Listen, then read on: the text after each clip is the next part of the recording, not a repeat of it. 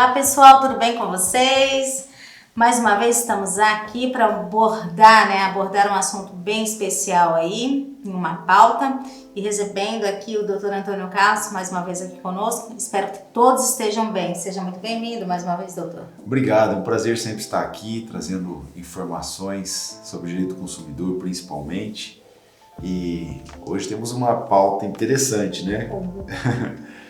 Enfim, hoje, atendendo aí perguntas de vocês, nós vamos falar sobre o direito do consumidor, a relação com a estética, que cuidado o profissional deve ter, que cuidado o consumidor deve ter. E também o profissional, né, doutor? Principalmente o profissional. Como a gente tem que se resguardar, porque a maioria das pessoas pensam muito mais assim no lado do cliente, mas assim, a empresa e também o profissional também tem seu direito. O direito do consumidor ele é para os dois lados. É que a gente costuma falar do lado da pessoa física ali que fez a compra de um produto ou serviço, mas tem o direito do fornecedor. Então a gente fala assim, o consumidor é a pessoa que foi lá e adquiriu, e o fornecedor é quem forneceu o produto ou serviço.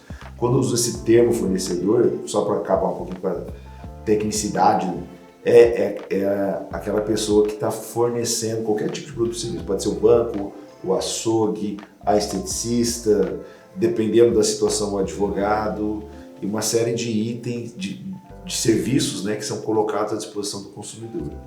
Vamos falar direto do... Vamos direto e reto, né? Vamos lá. Na minha parte a gente já estava abordando aqui, né? Já estávamos, antes de começar a gravação, abordando algumas dúvidas, né? Em algumas situações, e além no caso de eu ser uma profissional que realiza o procedimento, eu também ministro curso. Então eu passo muito isso para as minhas alunas, né? A questão de fazer um procedimento e ela saber, no meu caso eu atuo na área da micropigmentação, ela necessitando, aquela cliente sabendo que ela necessita daquele retoque, e naquele período, né, entre a realização do procedimento dela naquele dia e ter que aguardar aquele período de 30 dias, no caso a derme, né, ela tem uma parte muito importante, né? Exato.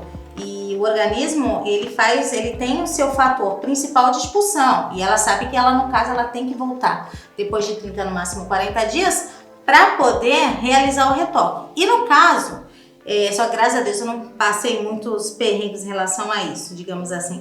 Mas se a cliente do nada ela não quer fazer mais aquele procedimento, ela desistiu, sabendo que precisa ter, ou em outros casos de estéticos, de uma sessão a mais, e ela desistir, coisa do tipo. Bom, o que o profissional tem que fazer? O que você não pode errar? E tem uma palavra no direito, Karina, que é a tal da boa-fé. Você tem que mostrar total boa-fé para o consumidor e o consumidor também em relação a você. Isso é um jogo de mão dupla. E o consumidor, ele não pode falar o seguinte: eu não faria o procedimento se eu soubesse de tal risco ou de tal situação. Então isso você tem que ofertar para o consumidor conforme o serviço que você vai oferecer. Você tem que prever todas as possibilidades que aquele consumidor teria de risco. Vou imaginar assim, na micropigmentação, que é a sua área, né? Sim.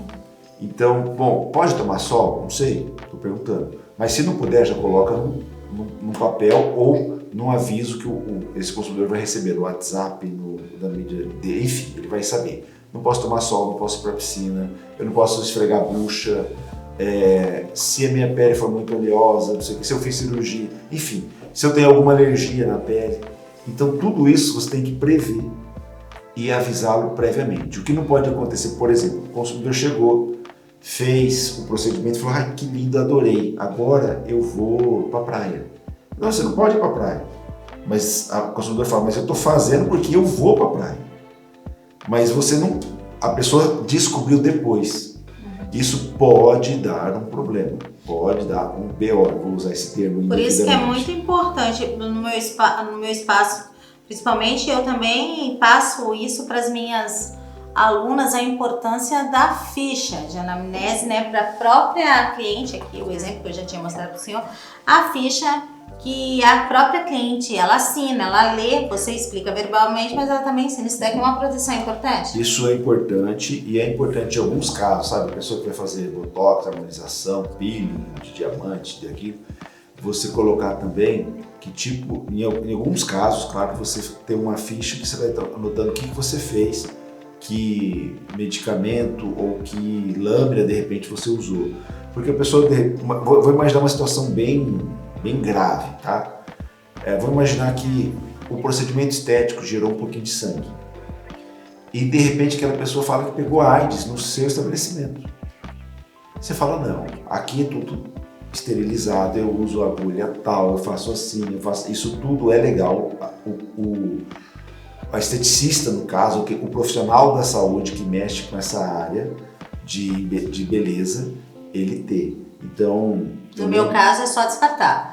Na área da micropigmentação é só descartável, mas em outros casos a esterilização. Exatamente. Né? Então, quando é descartável, é interessante fazer tudo na frente da pessoa. Sim, e dependendo da situação, você ter um arquivo que você fala, olha, usei o produto da marca tal, assim, assado. Até porque eu falo isso. Porque já aconteceu na história, alguém vai lembrar aqui do Microvilar, que era um remédio anticoncepcional, que não funcionou. Aquele lote não funcionou. Então pode acontecer de você comprar um produto top, bom, e ele veio com algum defeito de fábrica e causou algum problema para o seu consumidor. Porque nesse caso, a responsabilidade não é do esteticista, por exemplo, do profissional de saúde, ela consegue atribuir para o fabricante. Então, o que eu quero dizer é o seguinte, a vida está ficando um pouco chata, porque a gente tem que documentar mais as coisas. Claro que não dá para se documentar tudo, ninguém quer viver tão engessado assim, mas hoje existem meios de você documentar com muita tranquilidade. Às vezes com foto, às vezes com... Você consegue fazer isso no arquivo eletrônico meio rápido também, tá? Às vezes você gravando uma entrevista. Cuidado que você deve ter também. Sabe quando você tira a foto do antes e do depois? Pode dar BO. Essa foto, pela Lei Geral de Proteção de Dados, LGPD, é uma lei nova que ainda está pegando mercado, mas significa o seguinte, toda vez que você faz um cadastro, toda vez que você vai... Sabe a água que você pede em casa? Traz a água aqui para mim, lá você tem um cadastro. Que cadastro é esse? O que ele faz com esse cadastro? Ele pode estar vendendo esse cadastro para alguém? Se você vai no banco, preenche um monte de informação sua, e essa informação está segura, ela pode ser vendida, porque isso acontece com o INSS, a gente já falou disso aqui rapidamente, relembrando que quando a pessoa ganha o benefício do INSS, os bancos sabem primeiro que o próprio interessado é o seu advogado. Isso porque há um vazamento de informação do INSS, ele não está protegido pela LGPD. Então, quando você faz o cadastro do cliente e você está pedindo autorização para tirar a foto, você tem que explicar que essa foto é só para fim do seu registro ali, que vai ficar só para você. Se você expor essa pessoa na internet, em qualquer mídia social, ou isso vazar para alguém, por exemplo, entraram no seu celular e pegaram essas informações, pode haver uma responsabilização deste profissional, essa parte dele. E eu acho o seguinte, tem que fazer. Eu acho que o profissional, ele tem que mostrar o antes e depois. Isso faz parte... Mas é sempre bom perguntar. Eu sempre pergunto para os meus clientes, pelo menos nas fotos, é adicionada a logomarca. E eu sempre aviso. Não tem problema pôr a logomarca, porque vai ficar... Para você tem que informar claramente o que você vai fazer com a foto. Exatamente. Então seja claro assim, olha, essa foto vai ficar só aqui, é só para você e para mim. Aí você vai falar para ela quem que da sua equipe tem acesso. Isso é bom estar depois, quando possível, para cumprir a lei LGPD tem que estar escrito. Mas pelo menos se você demonstrar que você falou, você colocar alguma observação da ficha, já está ótimo. Se tiver a observação na ficha, eu já considero que você está com 90%. Exatamente. Claro. Agora, o erro indenizável. Que situação que ele ocorre? As pessoas muitas vezes acionam esse profissional, Karina, alegando que ela não ficou satisfeita. E a mera insatisfação não dá indenização. Imagine que eu quero perder minha barriga, fui lá, fiz um procedimento de emagrecimento e eu queria perder, sei lá, 6 quilos, não perdi os 6. Perdi 3. Bom, mas houve um resultado. Os efeitos para não chegar de repente no resultado desejado podem eventualmente ser da minha responsabilidade de consumidor. Não fiz tudo, não segui a risca, não fiz o exercício, não mudei toda a alimentação.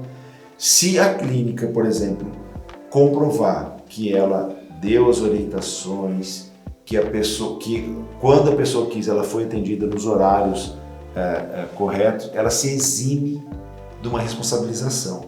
Agora, imagina uma ação que uma vez eu pude patrocinar, de uma parente minha, que foi fazer um procedimento estético na barriga e foi tirado muita a gordura, e aí a barriga ficou irregular, ficou com aspecto de queimado até. Então a pessoa que queria justamente aproveitar, porque ia ter umas férias com a família, ia para a praia, o biquíni, acabou desde então só maiô. Aí a gente fala de 2 danos. Você tem um dano que pode ser estético e um dano moral. Eu sei que isso é um pouco juridiquês, mas vocês ouvem falar tanto de dano moral que eu vou fazer uma explicação rápida para vocês. Karina, o dano estético é esse da barriga, pessoal. Ficou uma aparência, não ficou legal. Então, a pessoa foi fazer harmonização facial, desarmonizou. Tipo uma sequela. Ficou ruim. Aí a pessoa ficou pior do que estava ou ficou muito aquém do que era previsto. Aí você tem um dano estético que ele é cumulado, ou seja, ele é somado ao dano moral. No caso dessa cirurgia plástica que eu estou mencionando aqui, houve os 2. Porque a pessoa teve um sofrimento, uma decepção tão grande, houve um início de depressão, e isso é tudo dano moral. O dano moral é aquele que eu não consigo quantificar. Imagina, Karina, que eu chego aqui, a gente está no ar, eu de repente te dou um tapa, você cospe em mim, alguma coisa assim. Fisicamente, se você cuspiu em mim, não doeu, não machucou, mas machucou a alma. Eu fui exposto numa situação pública, numa cena que está rodando na internet, isso me dá um dano moral. Então, doutor, mas no caso, hoje em dia está muito habitual, inclusive até nas redes sociais tem muito isso, né? A reclamação do consumidor, tem muitos canais também no YouTube aí, direito do consumidor, patrulha do consumidor. Isso. Então, eu acho isso também interessante, porque independente de sermos também empresários ou microempresários, nós também somos consumidores, né? Mas, olhando um artigo, eu reparei que nem tudo que o cliente pensa que ele tem razão, ele tem. Né? Então, doutor, vamos agora falar num assunto que também é bem polêmico. Hoje em dia, não só nas redes sociais, mas também nos canais do YouTube, televisão também, né? Há muito quadros com reclamações do consumidor, patrulha do consumidor, né?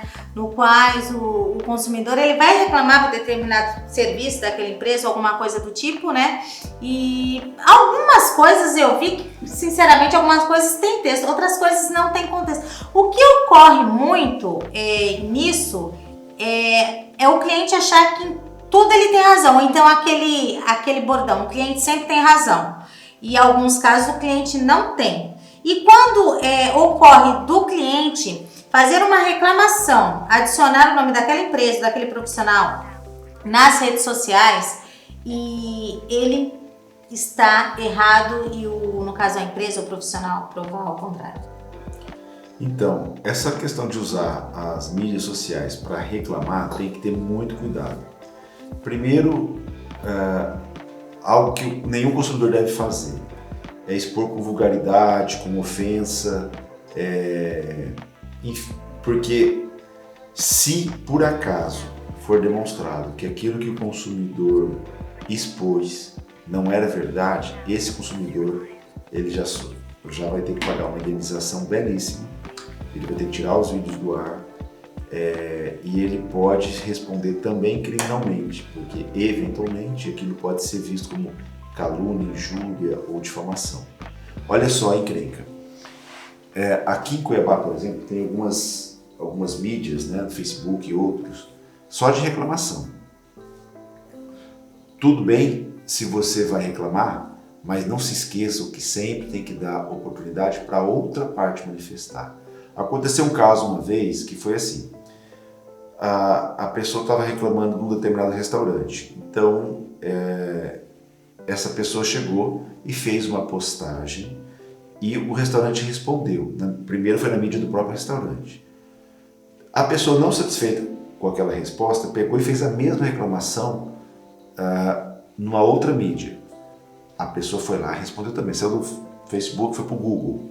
Foi lá e teve a mesma resposta. E o comerciante tentando, escuta, eu não estou entendendo. Vem aqui, deixa eu te ligar, eu quero esclarecer os fatos. E a pessoa, o consumidor, não permitia que o fornecedor tentasse solucionar amigavelmente a coisa. Aí já foi expor em mídias sociais que eram fora do restaurante. Era essas mídias só de reclamação do consumidor. O que aconteceu? Demanda judicial. Demanda judicial é caro para as duas partes. Pode terminar com uma indenização se comprovado que aquilo não aconteceu e pode terminar também com esse aspecto da criminal. É desgastante. Então o que eu aconselho? Tudo, a gente estava falando no primeiro bloco, que tudo tem que ter boa fé, tem que demonstrar boa fé. Antes de você expor a empresa, prove que você tentou uma solução, que você ligou, que não houve um atendimento e exponha sempre com um linguajar apropriado, falando de uma maneira clara e transparente, sem usar palavrão, sem usar tom de voz, porque isso tudo pode fazer com que a reclamação do consumidor termine voltando contra ele. O comerciante, o fornecedor, por outro lado, ele tem que saber também que eu também sou dono de escritório, também, enfim, sou de outro segmento do comércio, que cada vez mais a pessoa às vezes está terminando de ser atendida, saiu ali, ela já está te avaliando. Então, se uma pessoa chegou, por exemplo, avaliou um produto meu, vamos imaginar que eu sou um empresário do ramo de vestuário, avaliou o produto meu atendimento como ruim, mas na dela, colocou lá no Google, colocou numa mídia social, não gostei. Tudo bem. O problema é quando não gostei, é grosso, é falta de educação, é isso, aquilo, não. Aí você tem que ter moderação nisso. A penalidade é sempre a mesma. Quando você causa um prejuízo a alguém, você tem que indenizar. Bobeou, vira B.O. é um termo que tem. Se a sua linguagem, por exemplo, foi chula e começou a atacar a pessoa, falou, por exemplo, mal da pessoa, não sei o quê, e aí colocou é homossexual, é negro, é não sei o quê, ou qualquer coisa que caracteriza uma etnia ou algo, pode dar um preconceito. Então tem que ter muito cuidado, até partido político hoje, né, principalmente em época de eleição, então tem que ter muito cuidado para usar a mídia social. Cuidado tanto do fornecedor quanto do consumidor. Então, Salinha, continuando a página, então, nesse caso, o cliente, né, nem sempre tem razão. Nem sempre tem razão. E as pessoas pensam que a mídia social pode falar qualquer coisa, pode escrever, pode filmar, sem lei, né, mostrar o rosto das pessoas. Não pode, tá? Imagina, por exemplo, que você está retornando ao local. Imagina que você está reclamando de um hospital. Aí você está entrando no hospital, filmando, está expondo outras pessoas. Você pode responder por isso também. Então, muito cuidado. Você tem que ter...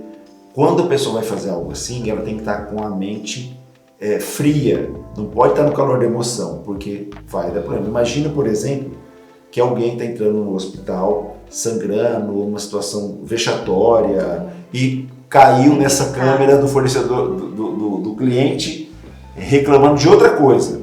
Já deu problema para você, para todo mundo. Então, muito cuidado. Isso é verdade. Doutor, prosseguindo, algo assim importante que nós estávamos também citando, as pessoas ainda falam muito em relação, aí não só engloba a área estética, mas toda a área de comércio, né? Em relação aos pagamentos.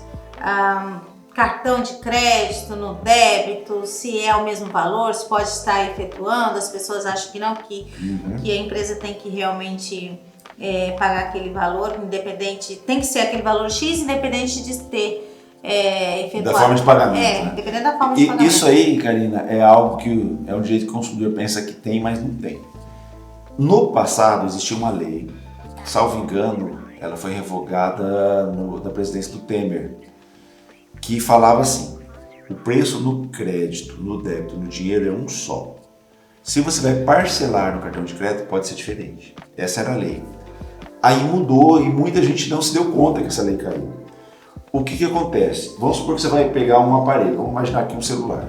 Esse celular ele pode ter um preço à vista no Pix, ele pode ter outro preço no débito, ele pode ter outro preço no cartão de crédito, ele pode ter outro preço no parcelamento no cartão de crédito e outro preço no carnê.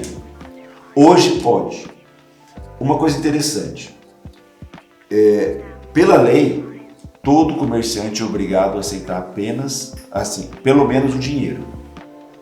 Então, existe agora, nesse momento, depois da pandemia principalmente, vários países que não querem mais aceitar dinheiro, eles não querem aceitar só transferência eletrônica. Pix, TED um dia vai acabar, né? Cartão de crédito, débito, enfim. Mas, pela lei brasileira, o dinheiro é sempre obrigatório. Você não é obrigado a ter cartão de crédito e de débito. Você não é obrigado a ter o Pix, você não é obrigado a nada disso, você é obrigado a receber dinheiro. Essa é a lei. Interessante. Então, O cheque, por exemplo, eu sou obrigado, lembra que tinha o cheque está acabando também, eu sou um dos poucos que ainda tem cheque, mas olha só, Verdade. Eu emito umas 2 folhas por ano, mas olha só, o comerciante não é obrigado a aceitar cheque, só que ele tem que avisar o consumidor. Então você vai fazer um tratamento de estética, você pode colocar por exemplo, você vai colocar um cartaz, colocando o seu preço e as formas de pagamento. Exato. Eu acho melhor. Por exemplo, por que o supermercado, quando você vai passar na compra, o cara deve ter o mesmo preço? Porque para eles dá muito trabalho ficar mudando o preço de tudo.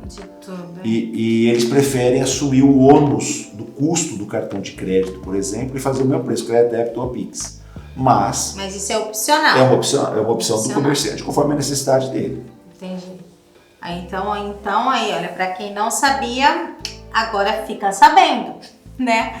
Que é o memes de hoje em dia. Se você não sabia, agora você fica sabendo. Tem mais um tempinho, não? Para falar sobre o direito que o consumidor pensa que tem. Pode, lógico. O consumidor pensa que a dívida, ele fala assim, mas a dívida não caducou em 5 anos. Por quê? Porque teoricamente, Karina, a gente falou disso já no programa esses dias, é assim, quando você ficou inadimplente, ou seja, você entrou em mora, o seu credor já pode te colocar no Serasa, SPC ou afins. Mas esse registro, ele só pode ficar 5 anos desde o vencimento da dívida. Então eu dei o seguinte exemplo. Se a pessoa demorou 2 anos para te colocar no Serasa, por exemplo, o seu nome vai ficar 3 anos só lá naquele registro. Não é bem assim que acontece, eu sei, mas é a lei. Tá? A lei teria que ser assim. Aí a pessoa pensa que porque o nome ficou limpo, não precisa mais pagar. E não é assim, principalmente com as dívidas de banco. Principalmente, aí depende. Imagine que o seu credor entrou na justiça te cobrando, entrou no juizado especial. E o processo está lá rolando. O seu nome não está mais no Serasa, mas ainda tem um processo rolando. Aquele processo pode chegar e penhorar seus bens. E você vai, mas não caducou? Nem sempre. A maior parte das dívidas, realmente, elas prescrevem, que é o termo correto, em 5 anos. Mas, por exemplo, apólice de seguro, 1 ano, aluguel, 3 anos, indenizações, quase sempre 5, mas tem muitas dívidas que o prazo é de 10 anos. Então a gente tem que ter cuidados, para não imaginar que pelo simples fato de não ter mais nome no Serasa, não precisa mais pagar. Muitas vezes precisa, sim. Então não caducam, né? Não caduca, nem sempre caduca. Não caduca. Olha, mais uma vez eu agradeço pela participação do senhor aqui conosco, Dr. Antônio Carlos. E em breve vamos nos ver aí para mais uma vez estar tirando dúvidas aqui do consumidor. Obrigado, Karina. Eu estou sempre à disposição. Um prazer estar aqui falando com sua audiência. E mandem perguntas. Eu, sempre que puder, vou estar respondendo as perguntas jurídicas e as dúvidas que você tem, tá? Exatamente. Até a próxima.